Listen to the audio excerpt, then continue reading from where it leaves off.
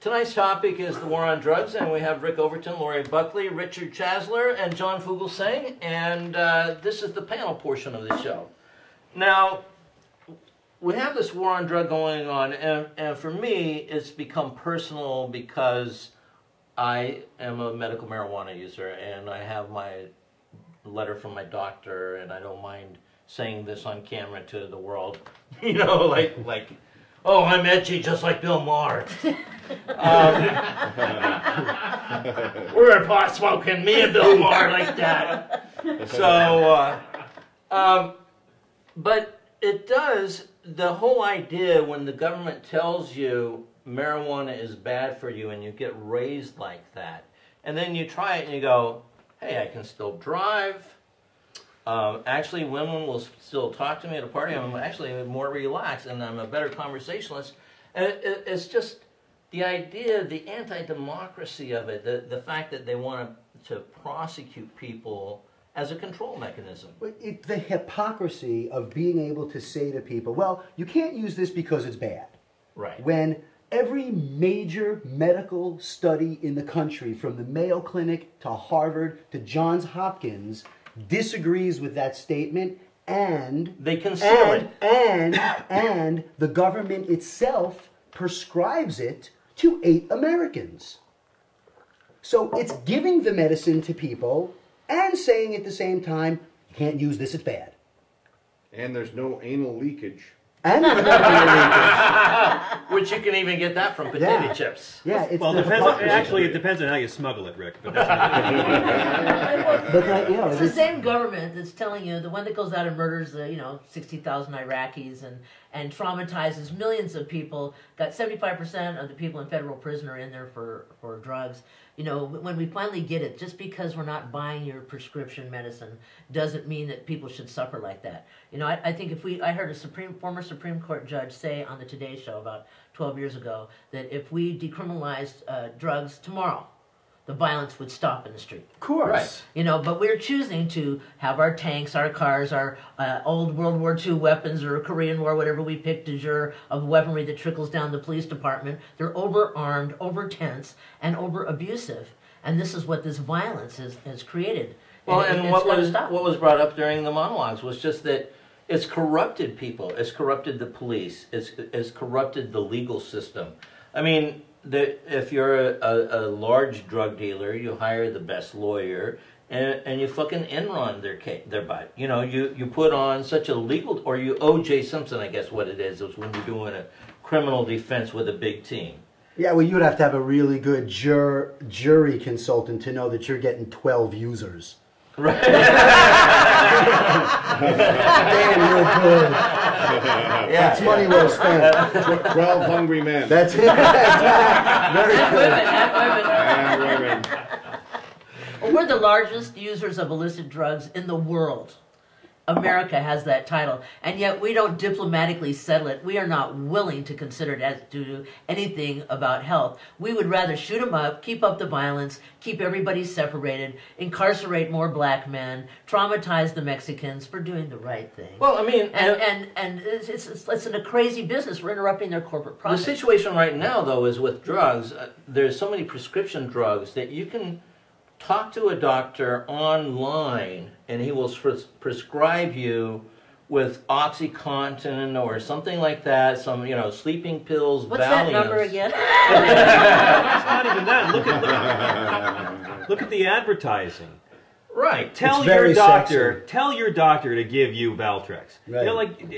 Can we just call them dealers? Can we just make the leap and start calling them dealers now? And that's why I'm glad you're doing this, because this change is only going to happen from citizens making a lot of noise. The politicians will never change anything because they never have changed anything. It's the artists and the citizens who will make the change, and the politicians will implement the policy once the tide is turned. Jimmy Carter ran saying he would decriminalize medical marijuana, and he didn't. I know it may be shocking to hear that Jimmy Carter was ineffectual as a president.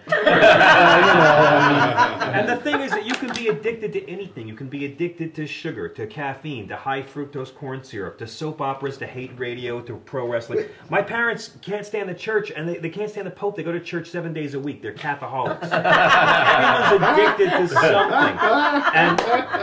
And we have this small list of these things that you can't do. And it's just like in Prohibition. When you make them illegal, the crime goes up, the corruption goes up, and the addiction rates go up. And I speak as someone whose great-grandmother was killed because of a still fire during Prohibition in the South. I lost a relative to drug prohibition. Wow. Wow. Yes, I just made myself interesting. Well, and you know, but the 60 years before I was born, but I feel it. I feel it. It's in the DNA. It's in my DNA. But the Kennedy family, Take my pain. the Kennedy family fortune was made during Prohibition as whiskey runners. Right. Absolutely. And like the Bush family, they both did plenty of business with the Nazis. Oh, yeah. Right. JFK was a reggae band. I mean, if you believe the stories about the amount of weed he smoked, he had incredible back pain the whole time he was in the White House, getting cortisone shots all the time. And pretty much any book you'll read will tell you that He was smoking weed. He was smoking And pussy without a prescription. I'm telling you. Absolutely. Over-the-counter pussy. What? President? What? Yeah, but at least How do I get that note? at least he shared some of it with his brothers. I didn't know anything about that. Ask for it by name.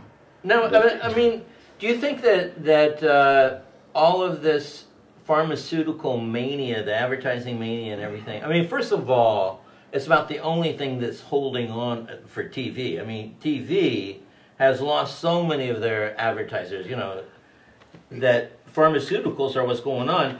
If we socialize medicine in the United States, is that the end of the bombardment with pharmaceutical ads? I don't think so. I think the numbers really speak for themselves. And I think it trickles down not just from pharmaceuticals, but from alcohol to tobacco, you know, and then you can compare, you can take marijuana and compare it to those three as a substrate, okay? Right. You look at tobacco, how many people every year die of smoking? 250 to 275,000. How many people die from alcohol-related deaths, whether it's car accidents, cirrhosis of the liver? 350,000 from alcohol-related deaths. How many die from marijuana?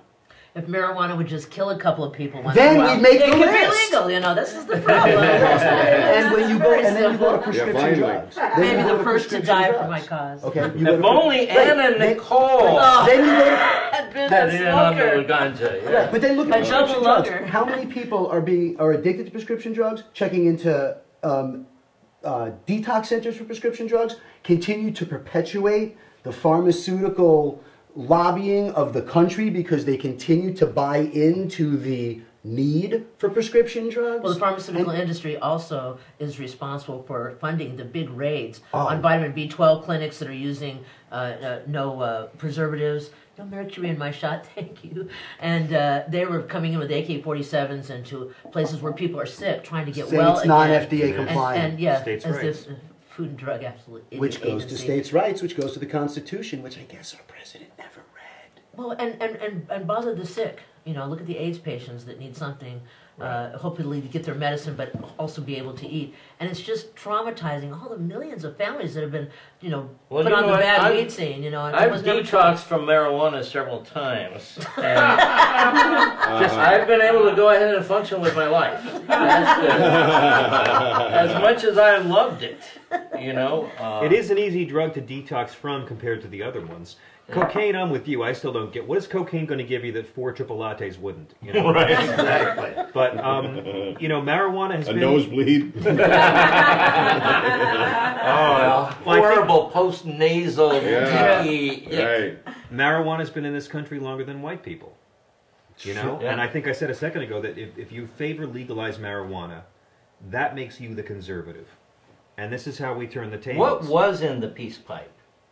Thank you. Exactly. Exactly. Sacrament. Well, cloves. They were very hip Indians. And so we have to keep hammering home that legalizing marijuana is the conservative point of view. We have to take their arguments away from them and challenge them on their basis. Right, for it's all of them. homeopathic. And It's you'll- getting the man out of your life. It's getting the corporation out of your life. It's like it goes along with organic food. Almost. And you'll hear the same thing time and time again from people who have no problem with lovable beer commercials. They'll always say, but what about the children? What about the children? What about the children? And you know what? If you really cared about your kids' health, Mom and Dad, you'd be down the block firebombing McDonald's right now. That's right. It's so true. You know, John, I always use Suzy Q's as the example. The government says it's okay to eat Suzy Q's. Where's the war on high fructose Where corn is syrup? the war on whipped butter fat going Exactly. into my kids? They're now considering antidepressants for babies. Right, I'm right. not kidding. Well, this I'm diaper not makes kidding. my butt look big. I need something. Well, Saturday Night Live had the commercial they did for baby thong diapers, and it's coming. I can smell it. But no, that's absolutely true. They're absolutely working on a children's baby depresso pill for I can- kids. To stop them from crying and bothering And it's you. wrong. It's totally No, wrong. no, it's can not. top They're that. not unable to, accept their parents, I, and they're very I depressed. think it's abhorrent to be putting a child on any sort of pill unless there's one that makes them stop drumming a spoon at a restaurant. Or crying at restaurants. That pill I'll get behind. I've had a few signs in my life that it was time to get out of LA. One was when I caught myself buying a soy latte with a credit card. Another time I was at a party and I saw Ron Jeremy hug Eric Roberts. I said, "Charmy, we're leaving." And another time was in the second year I lived out here. I actually broke down and got antidepressants for my cat. Because I did. In fairness, it's an awful cat, right? I mean, she has feline imbecile syndrome. But I actually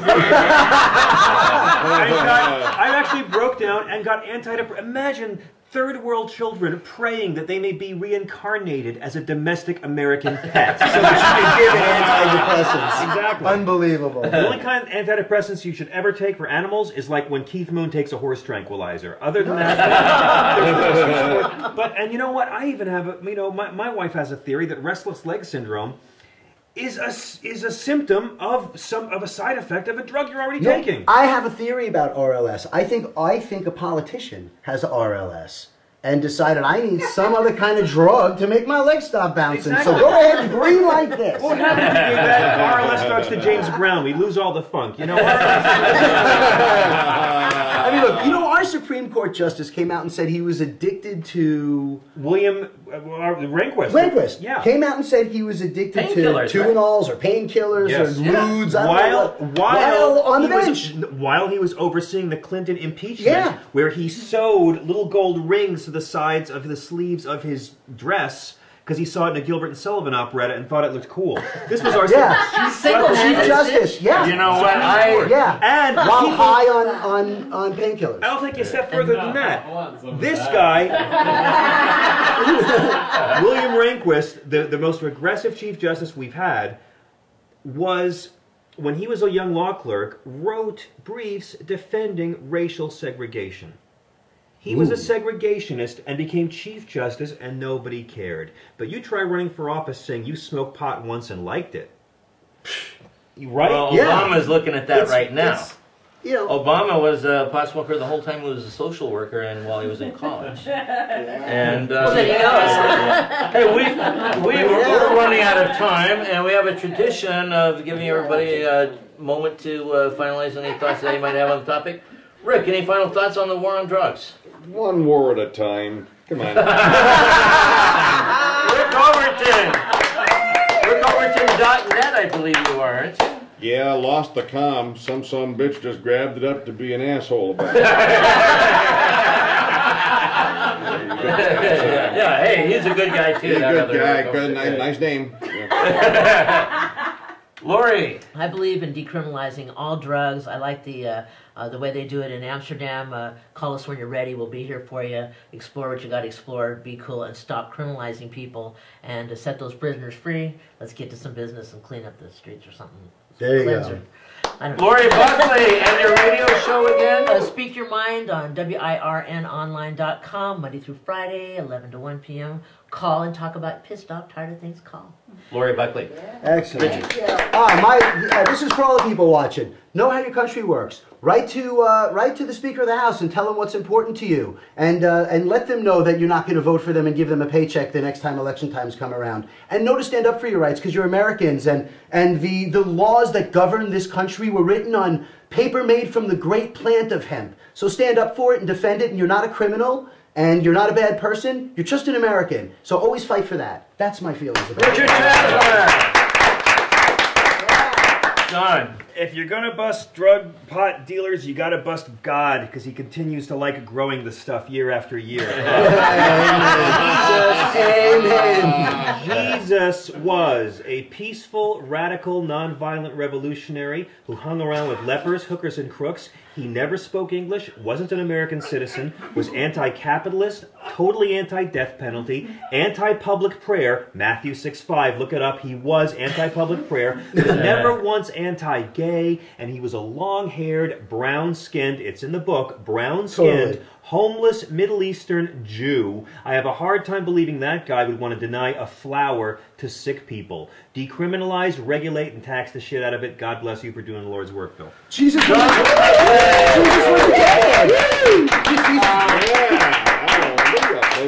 For me, the way I feel about marijuana is the way gay people feel about gay marriage. You know, it's like, ah! You want to smoke in the back?